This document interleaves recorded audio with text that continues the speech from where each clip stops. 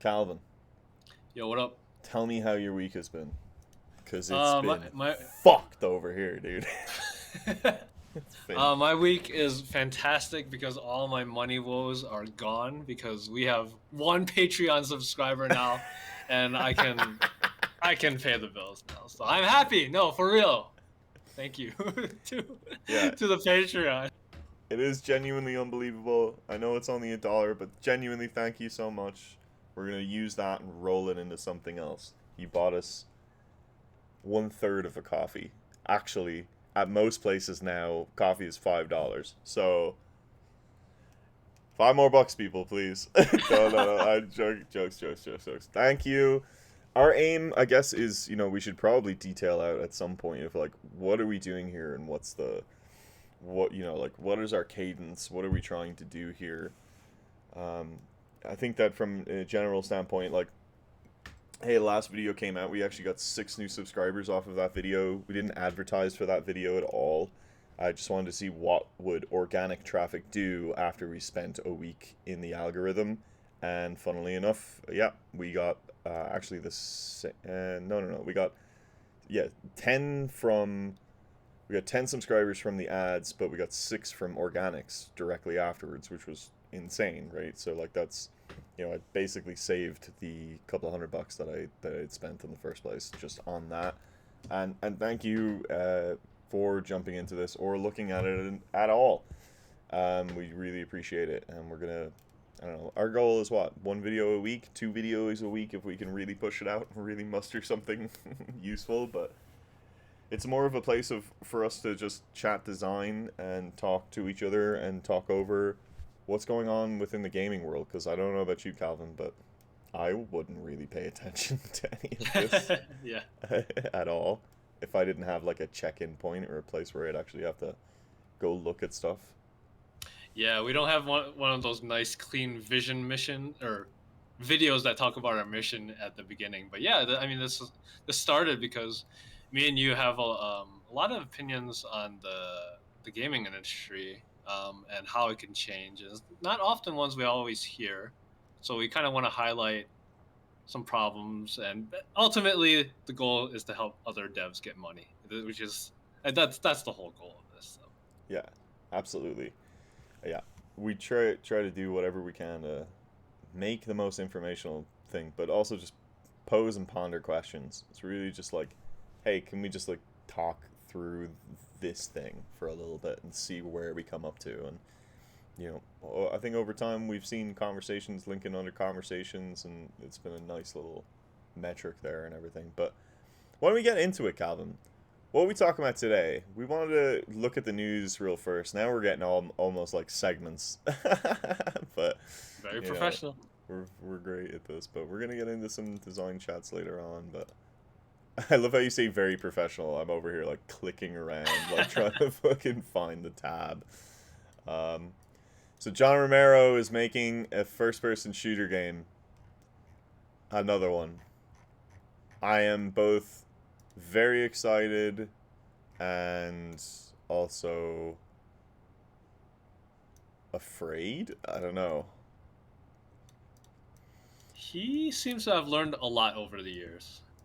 Look, It's the dude. I mean, he's John fucking Romero, right? yeah, Like the guy knows what he's doing, right? Like I mean, they know what they're doing. My only thing is that this is the perfect time. Boomer shooters are back, right? My genre of FPS is here, and he's I don't know. I don't know what he would do. You see, that's the thing, is like he could just throw it down and build some other style, but what is this next thing gonna really look like and take shape? I'm very curious, because if all of the games have already come back now and are like retrofitting his original design and making great and cool stuff off of us, loads of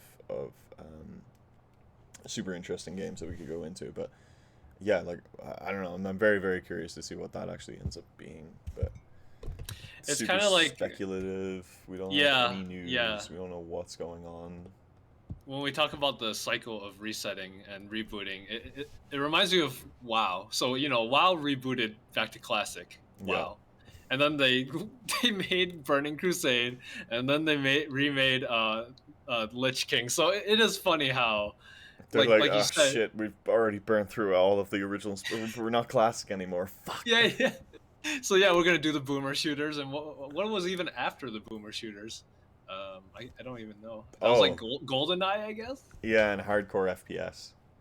Hardcore Okay. FPS Well, came in, right? Where like more rules and movement. You can't just what? You can't just move 30 feet to the right in 3 jumps. Like what? You can't just bunny hop yeah. around the place. People don't do that. Okay, the Half-Life 1 remakes are coming. Half-Life 2. Well, it's I think that's one of the funny things in game design is that like the amount of people who try to make a Half-Life thing now and fail is unbelievable.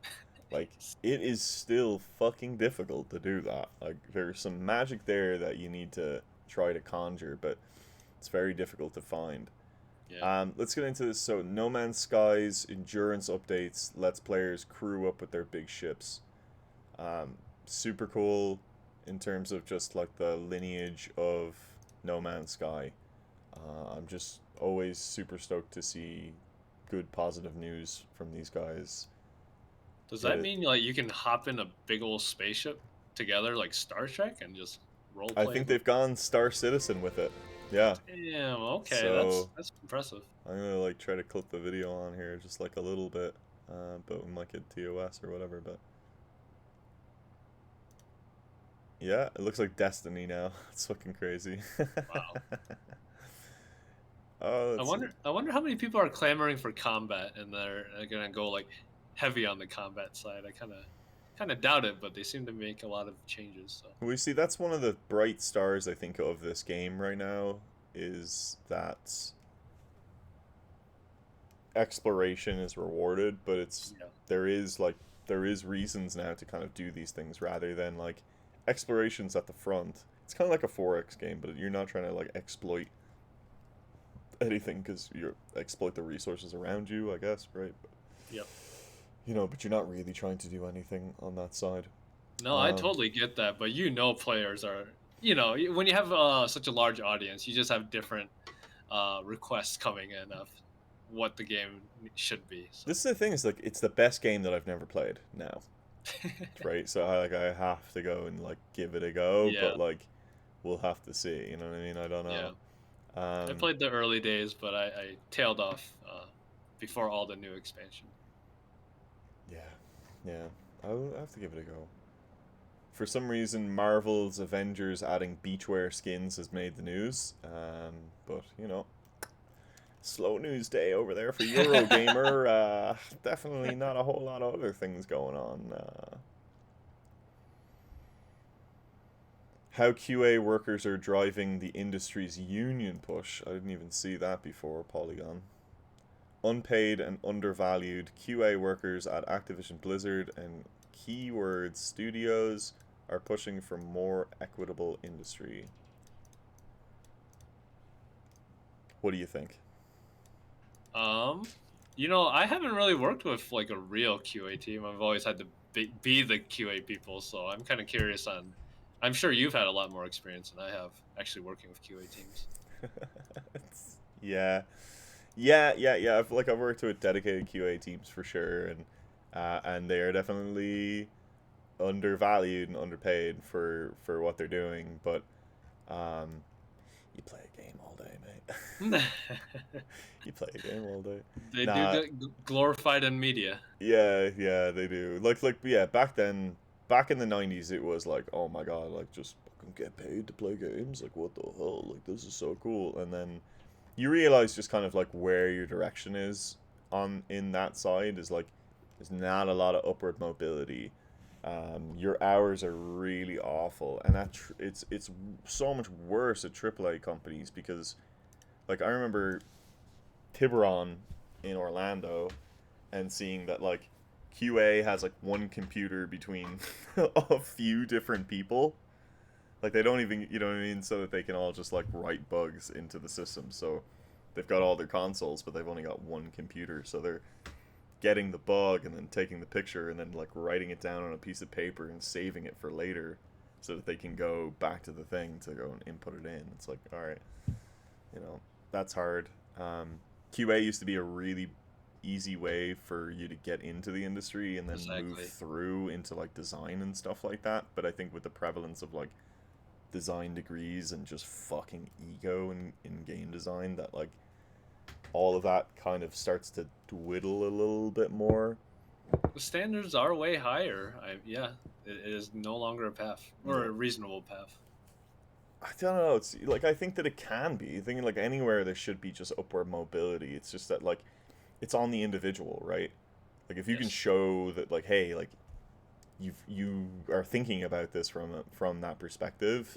Like I'm talking to you and I'm telling you like this is, you know, this is how you know, this is how I was thinking that it would be, or like they tell you something, or and you know they're playing through a sequence and they're like, oh yeah, it didn't feel that good. It's like okay, well then we'll sit down and we'll actually talk. But if you know, if you can talk me through how you were feeling, how you were going, and everything, like I've definitely had people who are just like good, you know, I mean they know what they're doing, you know. So Yeah. I mean, I talked to plenty of people who are just gamers and not game devs who are very analytical. So it's yeah, a serious competency thing to actually do that too, because the people who can find you the bugs, like the deep bugs as well, are those people are should be cherished and yeah. never let go of. Yeah, because like there's not a lot of people who oh well I don't know there's other people who are doing that and not doing that at the same time. You know, it's a very difficult thing, but yeah, QA underappreciated, undervalued for sure. I would say anyway, but I think that I actually think there needs to be more standardization within QA, right? Like it can't just be this like walk off of the street, play games type of That thing. could help a lot. Yeah. Like there needs to be more formalization of things, just like in everything, all of the other disciplines there has been as well. So, um, what do we think? We want to get into a prompt? Yeah, sounds good. All right.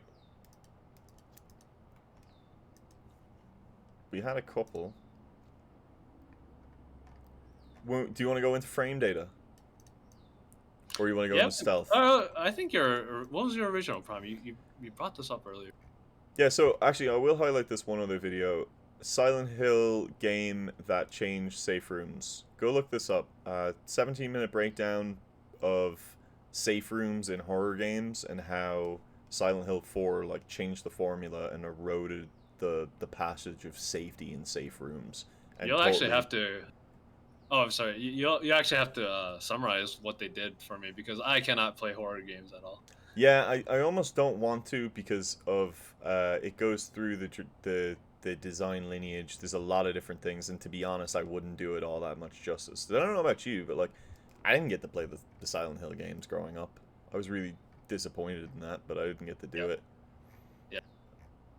No, me neither. I didn't get a 32-bit console for a while, so I actually missed out on the whole wave of those Oh, early games. I had a PS1, but like, yeah, like you know, I mean, you're not getting 14-year-old me to to play any of these things. But I see the comments at least saying the idea of safe rooms are not immediately safe. Is that sort of? Yeah, sort of. That's you know, part of this is like is also a lineage of uh console limitations, right? So back in the day, you had to save the game. Like you actually had to go to a save spot and save the game, and that was your moment where you could, you know, take a breath, where you knew like, okay, nothing is gonna hurt me here, right? I can save the game and I'm gonna be good, and I can replenish my health, and maybe there's a couple of pickups and you know some things that I can grab, and we see that all the way to today, like in you know Left 4 Dead or any of these moments. Like it's the tension dropper, right? Like you Yep. can't. It's all about rising tension. It's not about keeping tension at an absolute peak, right? When we get into the general concept around moments, it's the delta between the min and the max that matters. It's not how big the moment is. The moment is only scored with how big it is by Absolutely. how low the bottom was. So you need to always thinking along those lines of like these moments. I can't just make a big moment. I have to make a big moment within context of smaller moments that then say like, okay, well then this is the bigger payoff. We see that in Casino. They hit that a load of times, right? Like small wins, small jackpots, bigger wins, bigger jackpots, and the explosion of celebration scales based off of how much the player is actually earning in that time. I'm gonna rope this back around. I swear to God, I will. No problem. I'll just to add on to what you're saying. Yeah, a lot of the fundamental underlying mechanism behind that all that is that us humans really only calculate value by comparing things. You don't know how you're a baby and you see a $1 million jackpot. You have no idea technically what that means, but it's a big. You see a lot of big numbers. You see the bells and whistles. Like you're always comparing things to other things, and that's how you can create the value of something. Yeah. But yeah, go ahead. I was gonna make a stupid joke, and I'm not gonna do it now. Okay.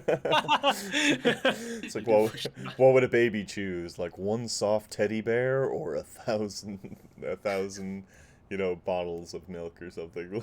Like which would be more appealing? Like their reward Yeah. centers.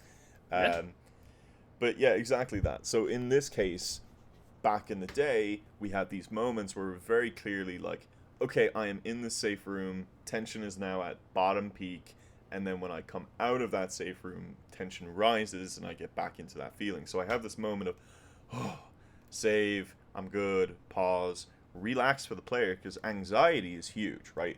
We have to understand this within all games that especially when there's a sense of real loss and struggle and progress is tied to loss. So like, hey, like I've been playing for 20 minutes, I haven't saved. If I die right now, I lose 20 minutes of progress. That's massive, right? Like that adds to my frustration, my tension when I'm playing the game.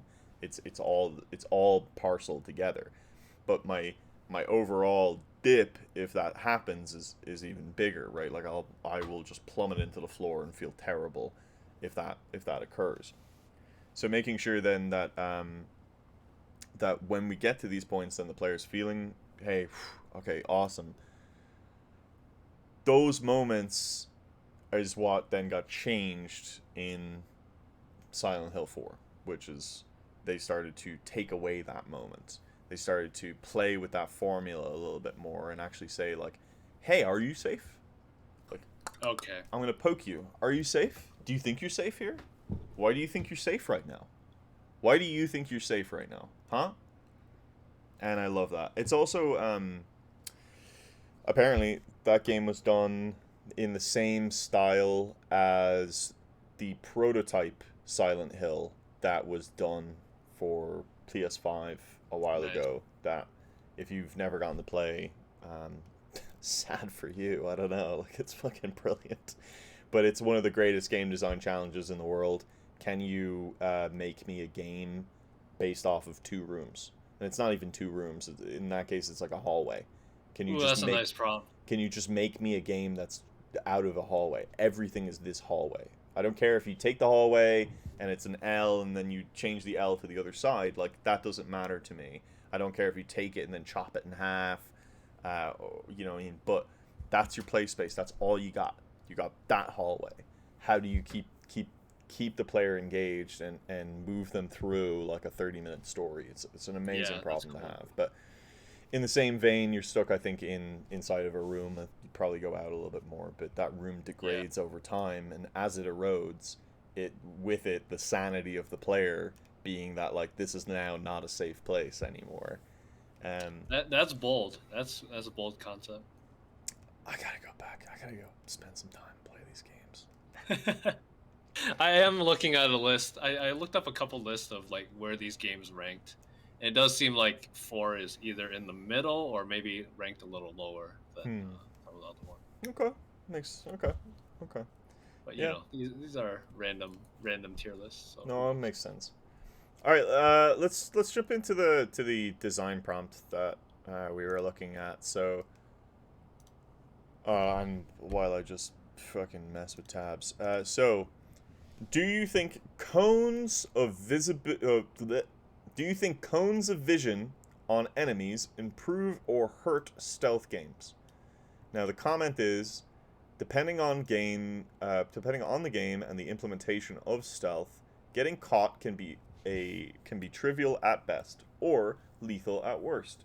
Most of the time, when stealth is presented as an option, it's always better than attempting to directly fight the group of enemies, as seen in Batman Arkham, blah blah blah blah blah. For in situations that are combat orientated, these games do phenomenal job of differentiating the two. While all stealth systems have a vision mechanic, it is usually an out of sight feature. The player isn't given a clear definition of how far or where exactly an NPC can see, and is left to observe the patrolling NPC and gauge for themselves whether they can be caught or not. This provides us with a conundrum, showing the player where they'll be spotted may be seen as making stealth too easy, but others may see this as a fair system. Blind stealth, where the player is left to take matters into their own hands, can sometimes be questionable, the enemies either being nearsighted or otherwise extreme eagle vision and just shooting the player dead. So the overall question here is, do you think cones of visibility for the player to be able to see when is this character actually going to see me is a good design or a bad design, or is there something better that can be done to show that process? And what makes this question really interesting is because it's really easy to understand the general question here, which is how much quality of life do you give the player? So this applies to literally every genre and pretty much every game. You're gonna have to decide how much information you give to the player. To answer this question, ooh, that's tough. I mean, the first thing I do is think about all the examples in my head.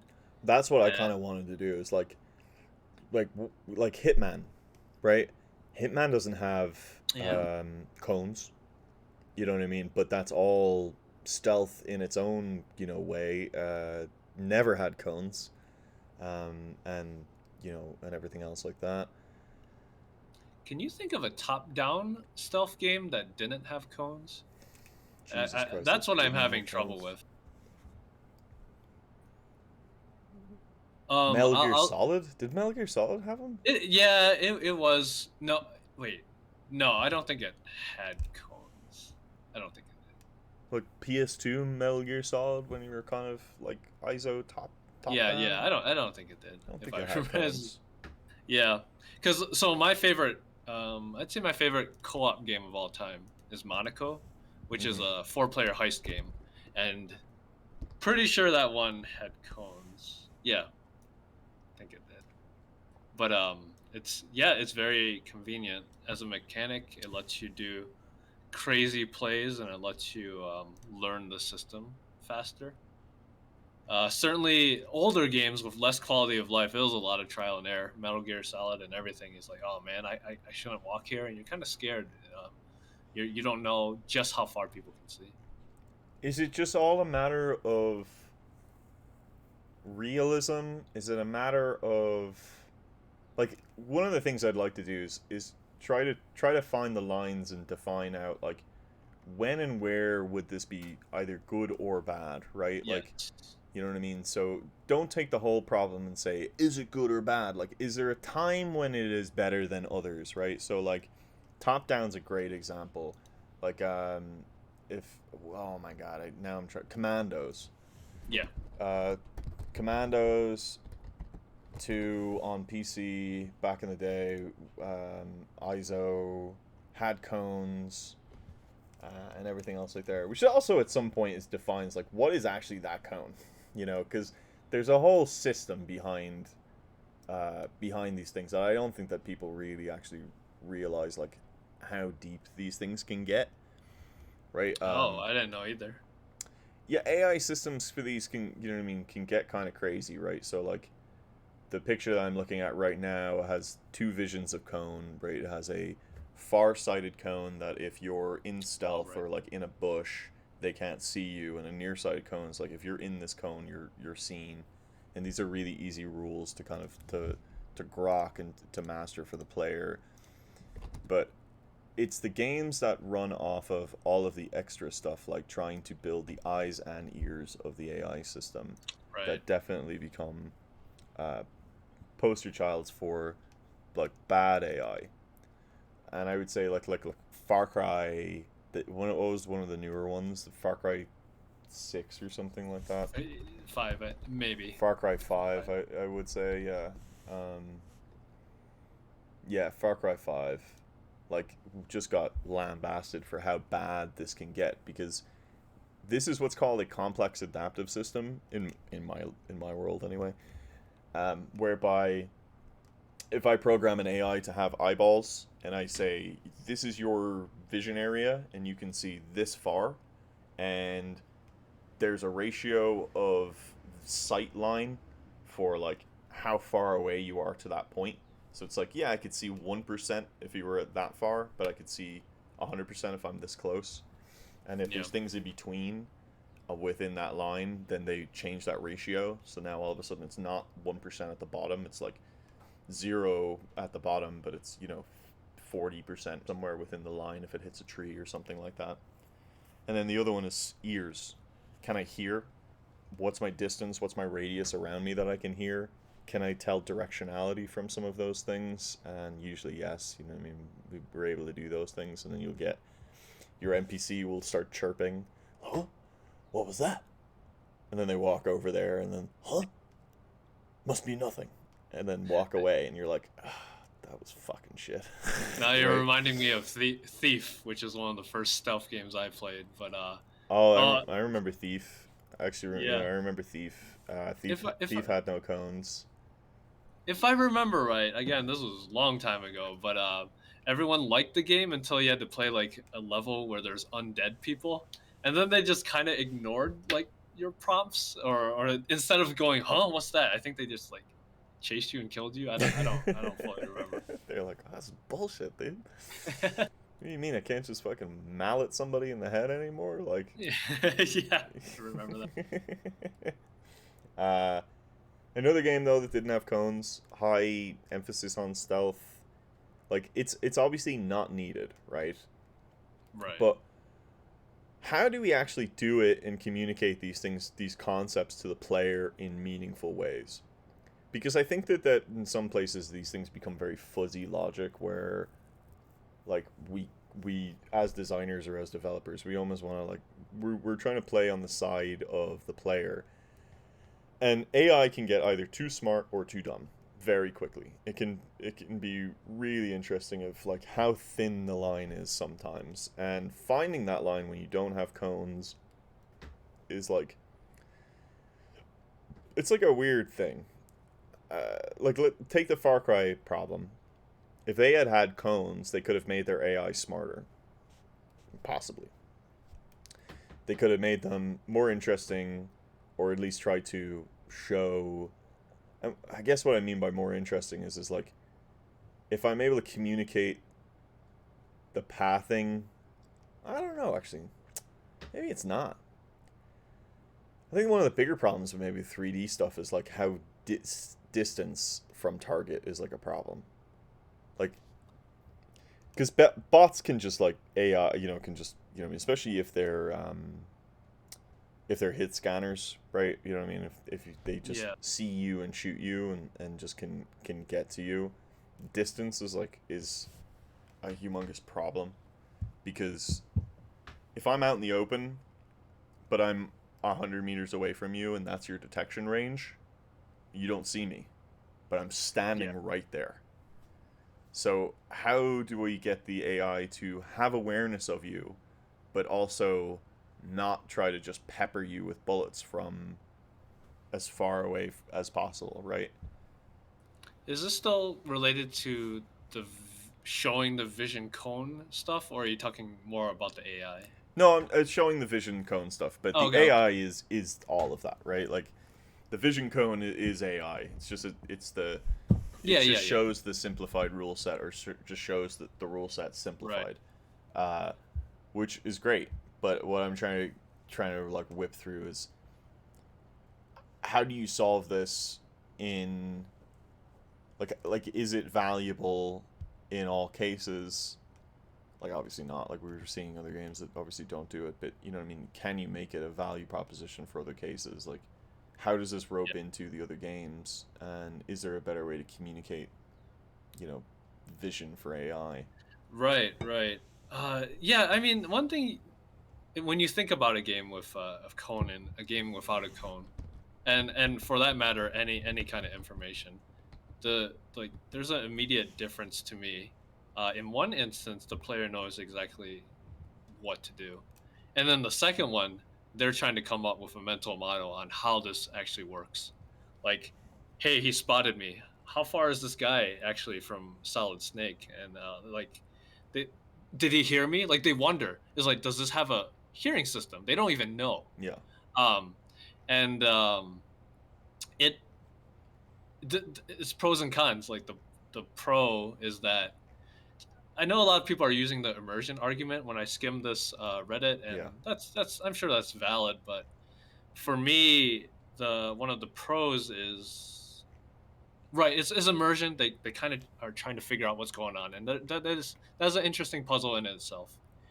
And the pro for the other side, which is having the vision cone, is I think mostly accessibility. Um, because some people might not be able to pick it up, and they might struggle to play well. I'm not sure if I can think of any other pros off the top of my head.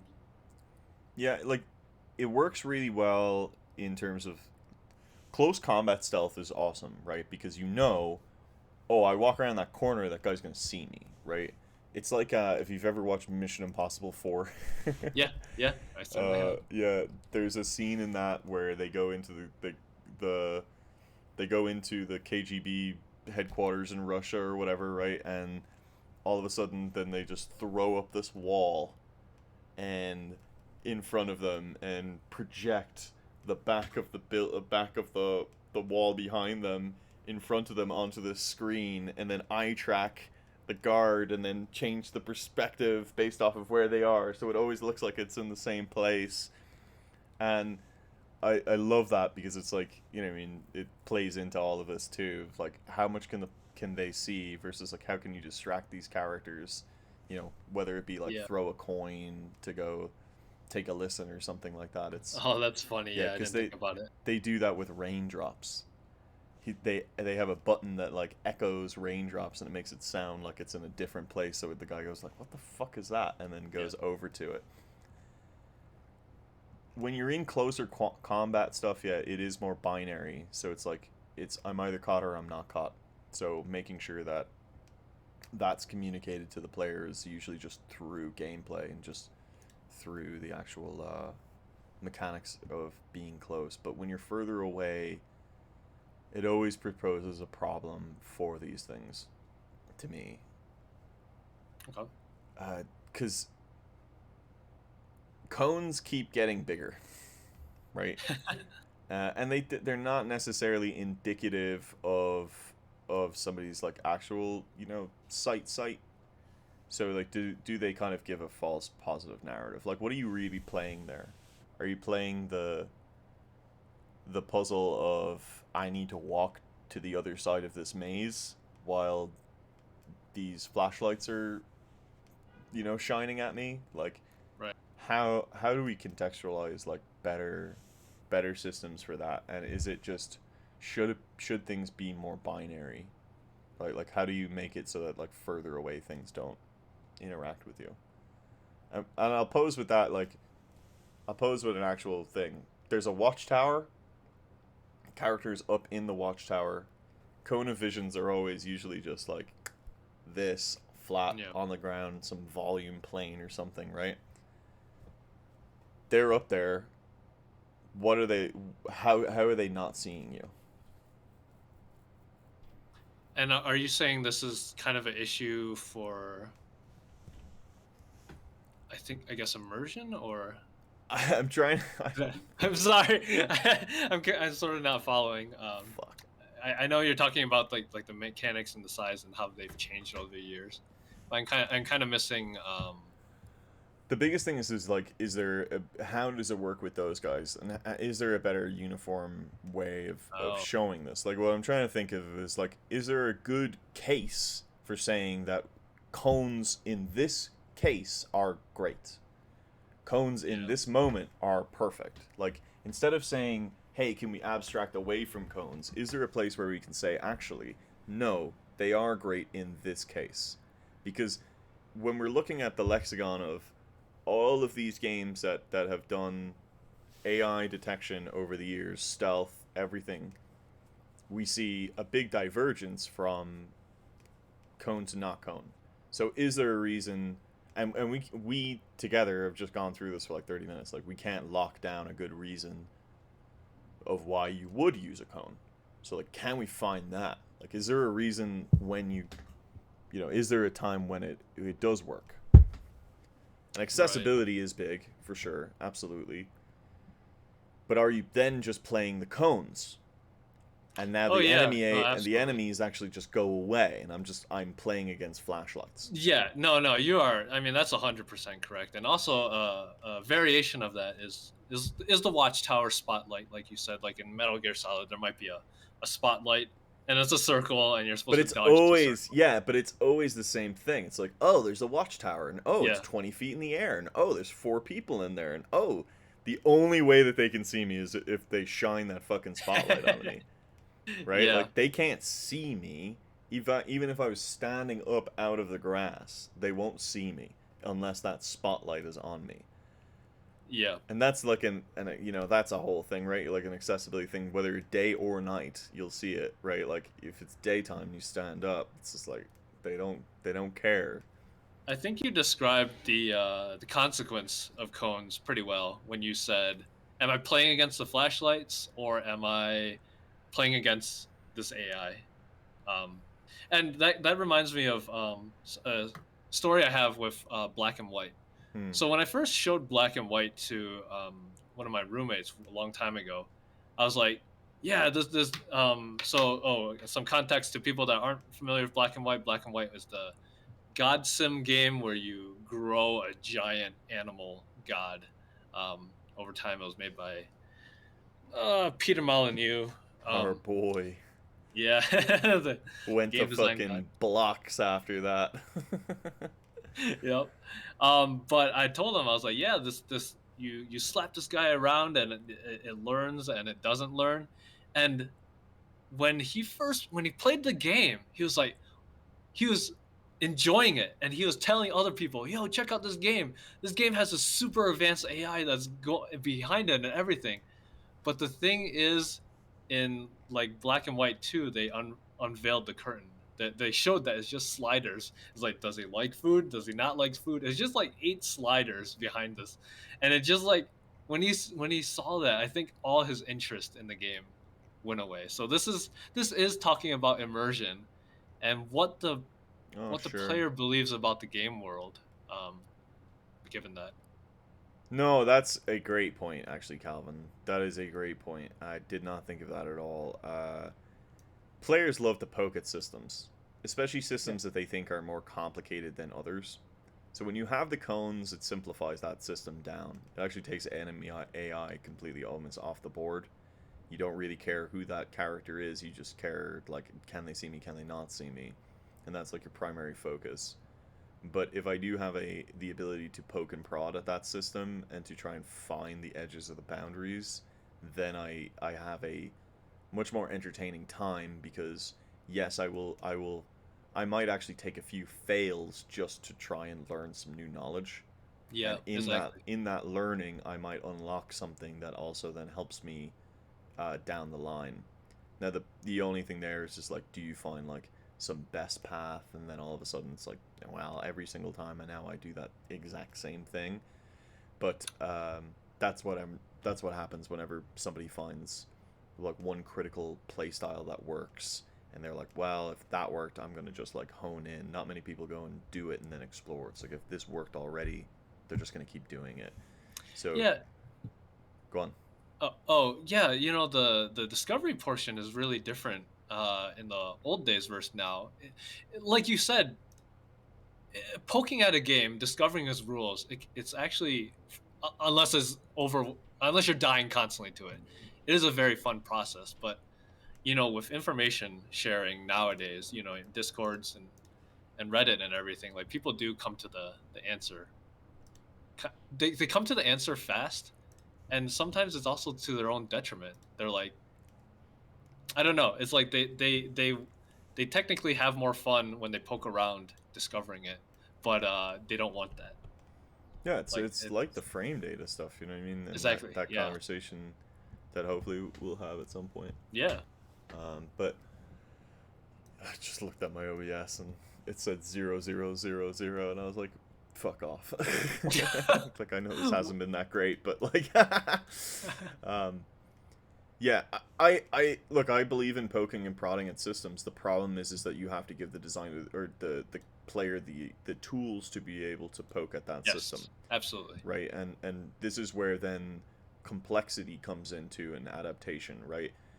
Instead of thinking of AI as detection range and cone and aggro range and all of these other things, like, can you give me sliders? Can you build me that model of, hey, my eyes are looking this way, and I actually, hey, this character doesn't have 20/20 vision, and you know what I mean, they go this far. Hey, maybe the character actually has like an item equipped that's glasses that gives them better range, and if you stagger that enemy, then maybe they drop their glasses, and then all of a sudden now they don't have that much vision or they can't see anything. Maybe if you could break, you know what I mean?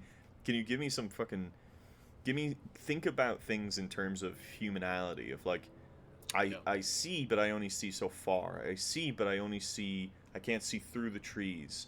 So when you build those lines, rather than saying, oh, it's this cone and it's a raycast and yeah, it hit a wall so I can't see through the wall, it's like, what's the density of that object that I looked at, right? Like, and give me a ratio based off of that. Is it a really fluffy hedgerow? It's like, okay, cool, treat that as a wall. Its density is 100%. I can't really see. But maybe maybe if it's a taller grass, or something more like, I don't know, wheat, or something with a little bit more like holes in it, right? Like, then hey, that thing I can see through a little bit. Maybe I can get an 80% bonus there, and then if I'm actually closer to that thing, that ratio is a lot higher. Maybe then can I tell, like, does that bush have an animation? If I walk past it and hit it, does it kind of rustle? Does it make a sound? Like, oh, does that sound then travel? What's the AI's detection range then for sound? Can it detect directionality all that well, or does it just go and say, oh yeah, it must be a cat or something like that?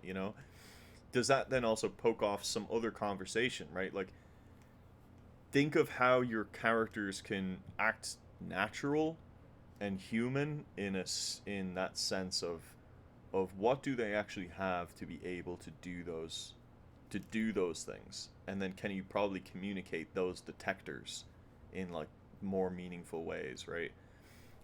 Yeah.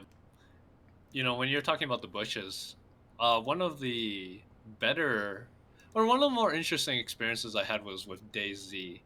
Mm-hmm. And playing with my friends, and we didn't look up anything, and we were trying to figure out, okay, can these zombies actually, like, do these bushes actually hide me from the zombies? I have no idea, but we come up with myths and stuff as we try to discover. We're like, oh yeah, the bushes totally help you, and we really didn't know, especially because you die often and you get scared of testing things out. So it's kind of related to what you said. Mm-hmm. How should loss of sight be handled, in your opinion? Do you mean like when you get flashbanged in Valorant or something and you can't see anything, or what do you mean? No, it's like, enemy sees you, runs towards you, or runs towards maybe like where they think you are. You run Oh, around I a see. corner, and you lose their sight. Should enemies have some ability to say no? Because I've had many a game that's like, they'll be like, what was that? Huh. Yeah. And then they Eh, huh, Mostly nothing. where Yeah. did they go? Huh. Better just go back to my job. Yeah. Like, it's like, no, like that's not, I don't want to see that. I also saw that in like The Last of Us Part Two, and Wow. Okay. Okay. yeah, I mean, there's like they have there's a whole separate section of AI and better AI in games and better ways to do it, right? Like, I mean, shit, Halo grunts are always managed by the brutes. So like if there's a brute there, you kill the brute, and then all of the other characters run around like headless chickens. There's a hierarchy to the characters that are there, and if you start picking off the bigger commanders, the rest of the units start to just go crazy, right? Um, in The Last of Us Part Two, you shoot somebody, and then all of a sudden somebody over on the other side just screams out their name and just goes like, "Jimmy! Oh. Oh my god! I'm gonna fucking kill you!" Right, Yeah. like, and then they just start trying to glock you. But I've definitely been in this stupid situation of just like, I'm in tall grass, and you know what I mean. I'm like, guy, you can see me. Like, there's no way you can't see me. I can see myself, right? Like, it Yeah. ain't that tall. And if I was 3 feet away from you in tall grass, I would be pushing it all out to the side. So it's like really suspense gets disbelieved completely because it's like, yeah, it's supposed to be this real world, but it's not. Like there's video game mechanics here that are happening, and they Right. have the same thing. It's like I pop up, whoa, there, over there, and then you pop back down and run around the corner, and where'd they go? It's like, guy, I'm right here. Like, you know where I am. Like, come on, I you I know? will say, if you create a game with realistic intruder detection, where you're in a base and somebody spots you, and then all the alarms go off and they don't stop until they find you, you'll definitely be a lot different than most stealth games. I do think it'll probably be kind of detrimental in that case because it's like, man, you I don't know, like it's That's where things the go, right? Like, it's where real life meets video games, and we say, yeah, hey, actually, real life sucks. yeah, Because, like, if you that's do pretty get much it. spotted, that you're not going away. So, like, Yeah, the hardcore aspect of that just, like, kind of drops you in and yeah, tries to, tries to find that, like, this is where this question is good. This is where I like to this prompt, is that I don't think that I mean, obviously we've gone through this for like 30 minutes or whatever. I don't think we'll come to an answer here in terms of cones bad, cones good, but I actually don't think that cones can be fine for accessibility purposes if you were just trying to get across the point of, hey, if you're spotted, something is gonna happen. So trying to right. force the player into stealthy moments keeps them there because they kind of have to be that way. It's like inherent to the actual formula of the game. On the other side though, allowing the player to poke and prod at your enemy AI and try to see how smart is your AI and can I outsmart it is also a big factor in more action stealth games whereby I actually may have the tools to be able to take out this creature, and therefore maybe I can set up a scenario where I can bait that creature into an advantageous situation for me that doesn't alert then the entire cruise. And I think that that's not a bad place to be either. Can you use cones for that? Yes, you can, but um, it's I think it's a nice place when you can kind of make some complexity there and try to drive home like what that looks like.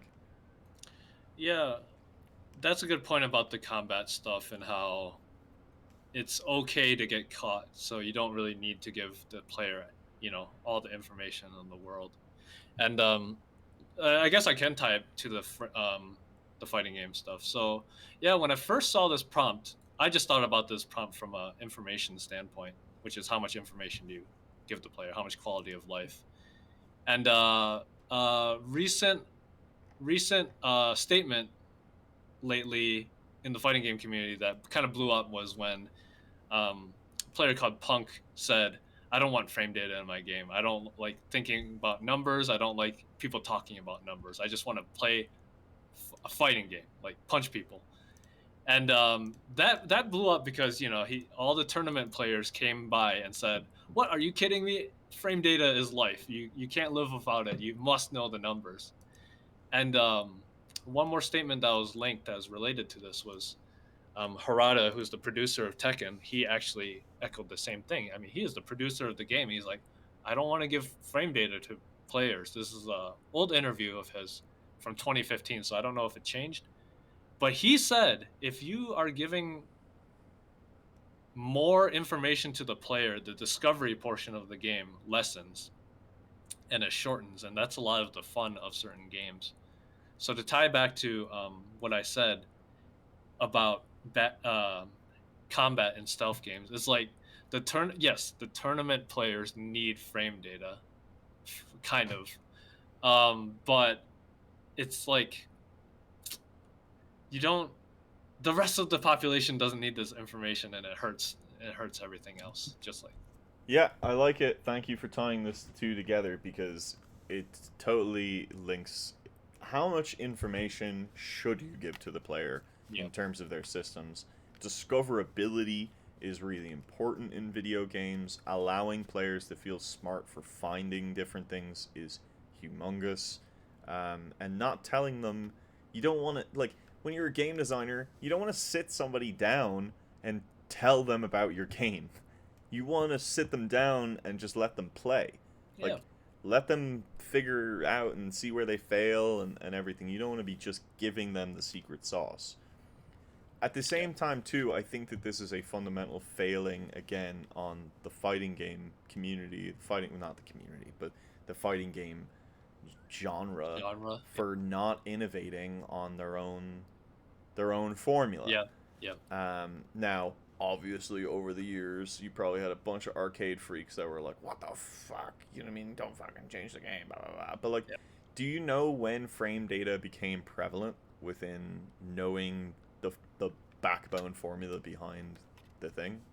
Yeah, I mean, honestly, it was only in recent years where everyone seems to know it. The rise of Discord and Reddit and stuff is when it get. But you used to only be able to know that if you explored the game yourself, or I think there might have been some magazines you could buy with the frame data. So yeah, it rose with the internet era and constant sharing of this data, Twitter and stuff. What do you think? Or where do you fall on this line? I with fighting games for sure. I will say this. It now I'm definitely gonna sound like a boomer. Back in the day, when you had a arcade versus another arcade or some out of state people, it was fascinating. It was like I don't even know how this other player plays because we don't have any footage of him. I don't know what their arcade's style is, kind of like a dojo. Like arcades had their own styles and stuff, and it was very exciting to see this clash of philosophies. But nowadays, you have like footage of everyone, and you know who's better than who. It's it's still exciting, but it's a little less exciting, but because you have perfect information on everybody, how they play, how the games play. You have perfect information on tier lists and stuff too. I think it kind of has removed some excitement from what I've seen in the past. If all abilities all had the exact same timing, how do you think that this would change the game? So like there's there's no heavy kicks anymore, right? It doesn't take two times as long as just like a regular kick. Everything is now the same timing. Yeah, How do you think that interacts with the game? I think it hurts a lot. This is a big topic with how much do you simplify a game or make some things more uniform. Definitely something people debate a lot. I think it makes the game easier to pick up, but from what I've seen and what I believe, man, it does hurt the long term retention quite a bit because of the solvability and some other factors. But if you had a character with a 20 moves, but Yeah, all moves were all the exact same timing, everything was the same thing. yeah. But I could use any of those 20 moves and they're all the same times. Yeah. Does this still hurt or hinder the game?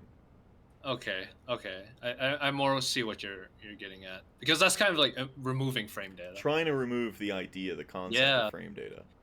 That's not a bad idea. I had to think about what you said a bit more. Well, because no, because my mind goes to exactly I think where you went to, which is like, oh, a simplified rule set. So there's like two punches, two kicks, but they're the exact same, and then how do you do like damage values Right. between the two, and then like, oh well, you cut out all the fun, like Yeah. you cut out everything. There's nothing, there's no room for anything else. Yeah. But yeah, what I would say is like a Hadouken takes just as long as a Dragon Punch, Right. and a high kick takes just as long as a low kick, and maybe there's some variations within there that you can do, but reality is like they still work about the same Yeah. pace. No, I changed my mind actually when you worded it that way. It's actually related to what you said about stealth and cones. So when you give, when you do have visible vision cones in a game, that allows you to do more stuff. Now you can have really tight gameplay where you're like literally walking right next to them. So in theory, if you took a game like this, because all the moves are the same and the players don't have to learn this, you theoretically can do something more wild with it. Hmm. Yeah, because like fuzzy logic versus critical path. It's like if I can actually see where the boundary is, then I can go really critical path or like find my way around this thing. I just need to be around this. Like I need to be around this, and then that's when the character like kind of goes away. But whatever about that, we figured that out. And then on the and on this side, then it's like, well, I mean, if I know what that character can do, and I have to work around all of those things, now I go back to raw, like, well, you're actually crouch, and I'm now going to jump into you because I know that like that's going to be your position. Yeah, Like, exactly. what do I actually want to beat? When we're talking about, I'm trying to fight this other player, and like, how does positioning really matter? It does. We've talked about this a few times of like chess within these games. Like if I'm in this position, I can do these moves, and then if you're in this position, you can do these moves, and it's about how. You're beating the flow chart at that point Yeah, rather than the right. player. Yeah. So timing and variability is a big one there. Like, oh well, I could do a heavy upward punch, and that's going to take 20 seconds, but if I land it, it's going to take this, and it has a charge time of blah, and it's like, all right, well now I got to take that calculation in and do it. But if it's all kind of uniform, I might have more access and availability to more moves at that Yeah. time. Just trying to get that hope. Um, but the greater community, because this it's the same thing with like the AI. That there's that top level fuzzy logic allows you have to kind of like find, and you'll fail a lot more, and maybe you don't find the actual critical path underneath, but there is like a min maxer, like best case scenario, do this to win. Yeah. I had this thought though for the fighting games. I'm trying to fucking remember it now though. Keep going, would you? Fill the dead air while I try to think No, about this. I was actually trying to remember just to help you jog. Yeah, I was talking about arcades and how in the olden days, discoverability was hard because of no internet and everything, and that actually led to some interesting cases. But I will say, of course, you have lower levels of play by doing that, and when you give perfect information and frame data to everyone, then people are playing more at the maximal level. But I do think it kind of hurts the overall experience sometimes. What would a game that focused on weight of a character and positioning of weight mean to the fighting game industry? And what I mean by this is one of the problems is that all moves take some amount of time. There is Yeah. an action time for like how long it's going to take to actually do the thing. Then there's the frame of when the actual hit can actually occur, and then there's like the recoil. And usually these are obviously a set time. This is going to take this Yep. amount of time the entire time. But what if my character had a little bit more intrinsic weight to it? So when I do throw a punch, and I'm throwing that jab, well, I'm in this position now, right? So my weight is on my back foot. I'm still throwing the jab, the arm's out. If I'm going to go throw another jab the next time, that frame data is actually going to take a lot longer. Right. Because now I got to go, my arm is already out. I got to go and take that recoil, take it back, and then go from there. So, like, is there a case for saying that maybe at some point fighting games should focus on, like, where the character's actual position is before they start doing the next move. Like, Yeah. can I link combos based off of what actions my character has done to get into this body position, or is that just crazy, or does I that think that's limit the playing field like too hard too? Yeah. I'll throw my gut answer, but I like what you're saying. My gut answer is that it's very similar to the realism with stealth. Like if you have a realistic fighting game and you have to worry about like things like weight and shifting, it it ends up being a bigger learning curve and frustrating to players. But with that said, I'm not somebody who likes. I really like creativity and just thinking about what if. I mean that's one of my tenets. I never stray away from that. So I like what you're saying. It's something different. How can weight be used? It's an interesting prompt, and I I don't know, because yeah, see the problem is like arcade fighters are never going to accept something like this. But right. They won't. you could think of what's happening within their world. Of like, I can just jump up and jump down. Like I can crouch and I can get up in 1 second, and I can keep doing that and kind of bounce or do some fun stuff there. But you know what I mean. The what if I wanted to do an upward jump, an upward punch, right? Like I want to actually do a jump, and I want to do a dragon punch, but frame data says that's going to take this amount of time. Right. Now, what if from a standing position I try to do that punch? My character actually has to go through the frames and go through the action of getting to that position. So in that case, then they actually have to add frames for me to go crouch down and then do Yeah. the jump action and then do the punch and then recover. Yep. Whereas if I was actually already in that crouch position and I did it, I cut that part out of my frame data, Right. and now I have a faster attack. I have a more optimal attack for that Yeah. attack position that I'm in. Same thing like if I'm throwing that one punch, if I just keep doing jabs, I can't just do it like I do in Street Fighter 2 and just like and just keep doing it. If Yeah. I do it, it's going to take me a second to bring it back. Yeah. And if I do it multiple times, maybe then maybe I can semi fatigue that side of me, Exactly. or that it overall slows down for a second, Yeah.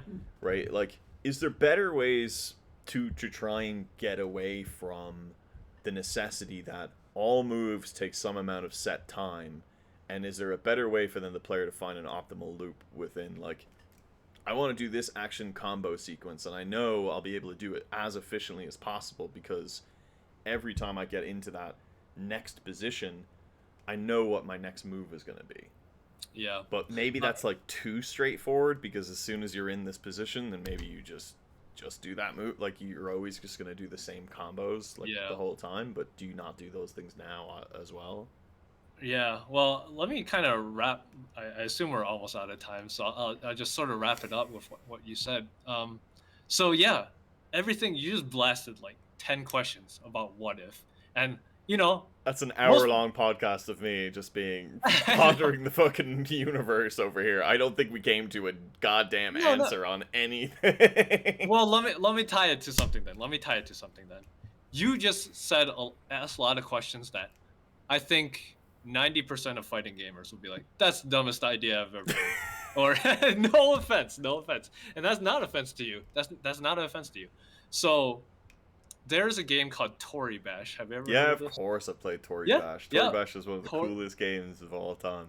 Tory Bash was like if the developers were like, what if we had a turn-based fighting game, which is the dumbest prompt you'll ever hear I'm sorry, not dumbest, but the community or devs would be like, that's a stupid idea. You have to have Hadoukens. You have to be, Street Fighter and stuff.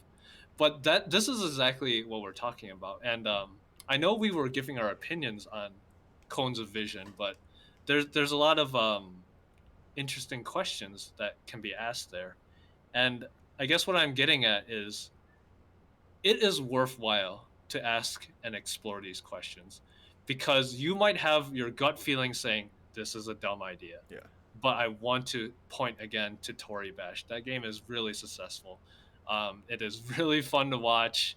um, and it kind of covers a lot of the same designs you were talking about in terms of weight and how you're not always doing the same move. So in terms of creativity, you gotta let go of critical thinking for a while, and we'll see how much we do that on this podcast because it's gonna make us look kind of dumb a lot of the time. So I'm so we'll dumb. see. I We'll see. am dumb. No, I no. already know I'm dumb. Like, I don't need to so be. I don't need a so yeah. podcast to tell me I'm dumb. So I guess if I had to say one takeaway, yeah, that's it from this whole conversation. We were exploring cones of vision. Immediately, you're gonna think, oh, Commandos or oh, Metal Gear Solid, but it is interesting to think, what if, like what you proposed with the Watchtower, like what if we did this? I think that's really important. Yeah, it all comes down to how do you want your player to really interact with this game. But that's where rules and, well, I say rules, but that's where these user centric goals come down. Like these pillars of saying like, no, I do actually want players to feel like that they're on the razor's edge. I want players to feel like that they have full control and autonomy over like where characters are going. I want them to play the puzzle of patrol.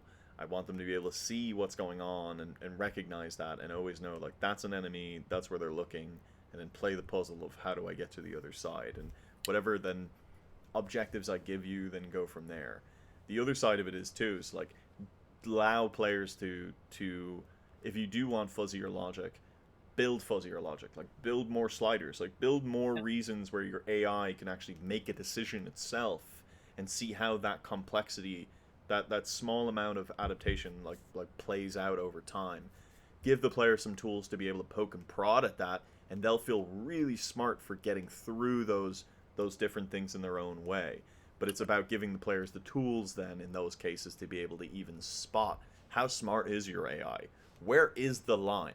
Like if you don't give me a line, then where is the line? Because I need to know where I'm safe and where I'm not safe. And I will always be trying to find that fuzzy barricade of what it means to get to here. So think along those lines of left and right can always be good or bad. It doesn't matter. It's just a matter of what works for your game and what is the player experience that you're trying to do. Is it very refined, or is it more kind of like, hey, I want the player to explore and kind of like, I'm okay with them messing up. Therefore, like again, if they mess up in those sequences, give them tools to be able to get out of them, and you need to like build that into your systems. Yeah, on Yep. the and on the other side, on the Tekken side, like that's an entire different conversation of just like, how does the player recognize the patterns of gameplay, right? When we talk about, hey, there's just this underlying math that just says this is the best move set and everything else goes away. Well, then discoverability goes out the window, so we don't get option one on cones. Like you can't poke and prod because min maxers have already said this is the best way to play, and you should never play Yep. any other way. But can you build discoverability in there while also not being Tory Bash, because Tory Bash has too much discoverability. There's too many things you can do. Like, oh, Yep. it's in a very small area. I've got one player and one player. I have to look at where they've moved, what I can kind of grab onto. How are they trying to kill me? And then how can I move myself to try to counter or to inflict as much damage as possible. And Yeah. reality is it just comes down to I'm just trying to do something there because there's too many decisions that can be made in that Yep. fighting style. And there's some games that I believe they literally color you blue or red depending on your frame data, which like again that really ruins immersion and Hmm. has other faults to it. Yeah. So in general, this is design. Design is a question space. It's not an answer space. Nobody, I mean, there's not usually a great one side answer to Yeah, all of these things. agreed. It's just explore what you want to do. But this is where I want to see new games go. Is I want to see games focus on positional information, where it's like if I am crouched and I'm facing the opposite way and I want to punch left and then my character actually has to turn around, get up, and then actively do the punch, because that's what I'm commanding my character to do, but my character is not in the position to do that. So how can I then maybe extend, is that extending frame data? It still may be the right move because that's where the other character is and that's where I need to be. But like, how do I efficiently do these things versus just focusing on instant, macro or arcadey feels, right? So two different styles of games completely and utterly. It wouldn't work in the arcade. People wouldn't want to play it because it's too slow and too, again, it goes like in between that Tory Bash thing of where is that on complexity and how much are players willing to take on to do that. It's also just not like the hero aspect of character design, but that's the thing. But that's a cast. I don't know. That's a talk. There's a lot of questions, man. Yeah, AI is cool. AI is cool. Maybe we'll go deep dive into it a little bit more later on, but we'll actually have to prepare something proper for all of it. Hey, like, comment, subscribe. I have yet to say this line in real life. Yeah, not no. jokingly. Yeah, seriously. Absolutely. Like, comment, and subscribe. Please comment down below and tell me that I'm a fucking moron and that I don't know anything about game design. And tell me if you're in QA, give me a great story. If you're in QA and you've actually made it to here, I want to hear a great story from you because I know you fuckers have gotten some nightmare fuel. If Absolutely. you're John Romero, say hi and tell us your game idea. Yeah, if John hire me. John, hire me. No, actually, don't really hire me, but John, but hire me though. All right, that's it. Talk to you later. Bye, Calvin.